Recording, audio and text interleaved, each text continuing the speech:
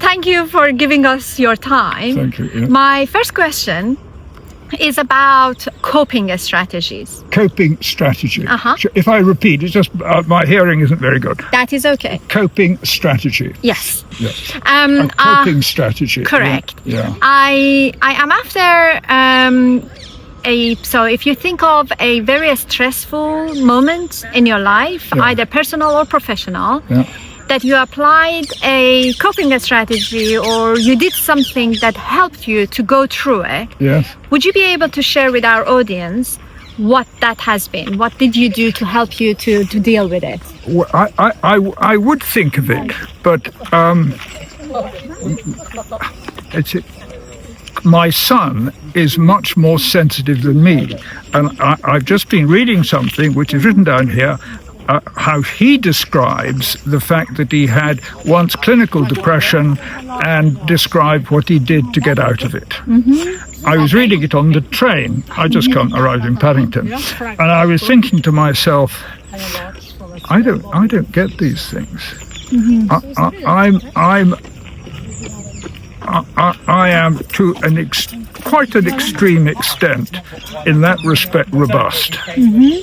I don't remember any, maybe if I thought I would, I don't remember any stressful experiences that required a coping strategy.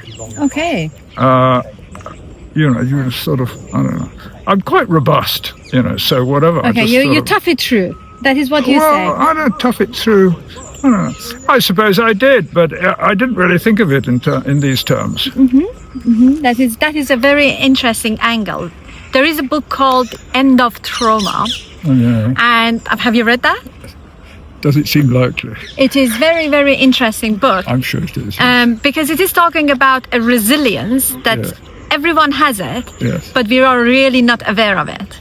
So I am aware of it. So practically we don't perceive a stress, if you like, equally I get across. stress, but I mean, I'm not really. Okay. I looked up what was a nickname for me, and it's called a jock. The jock. A jock. Okay. And it's a Scotsman. I'm Scottish, and a jock is someone who is quite robust. Mm-hmm. And if you want something done, get the jocks to do it. Oh boy, it'll get done. Nice.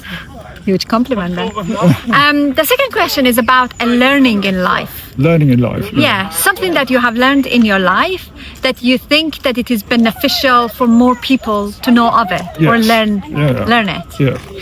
Well, I'm now a follower of somebody who used to be religious called Richard Holloway in Edinburgh, and he said something very, very sensible and sort of stuff like that. I could tell you more what it is, but I mean, it might bore you. Do you want me to tell you what I appreciate it is? that. Yes, please. He used to be a bishop in the Church of England, or in the Scottish Church of England.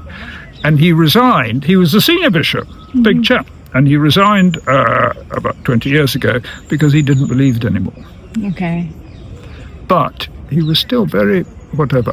And what he says is, stop thinking. Just stop thinking about what the things mean, and just be thankful that you're alive. Mm-hmm. Mm-hmm. And quit all this theory. Mm-hmm. Come on, whatever. Theory. Just be thankful you're alive. Mm-hmm. And he went on and said, and you might ask, who should you thank? And some poets have addressed this, and he said, it's quite clear who you should thank. Nobody. And you should say to yourself, I thank nobody, but I am alive. Mm-hmm. Anyway, that's what I think. So I follow him. Okay. My son is quite different. He's quite religious, and so he would thank God and Holy Mary and all that sort of stuff like that. Okay. But I'm not like that. I'm not very helpful. No, you are very. The last question. Yeah. And the last question is about act of kindness. Act of kindness, to the total stranger. Yeah. So there are a lot of studies showing act of kindness to a total stranger. Yeah. Being the receiver or the giver is having an impact on the well-being of either side. So I wonder if you have a memory that you can share. acts of kindness. Well, it's not just acts of kindness, it's acts of kindness which you say have had some beneficial effect on the giver or the receiver. It does have a mental or wellness type of benefit rather than... Well, I don't know if it... Well, then I don't think... I think it is extraordinary how much kindness there is in the world. Mm-hmm.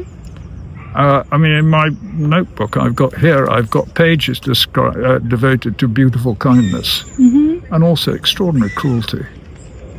This funny mixture in the world. Yeah. It's a big...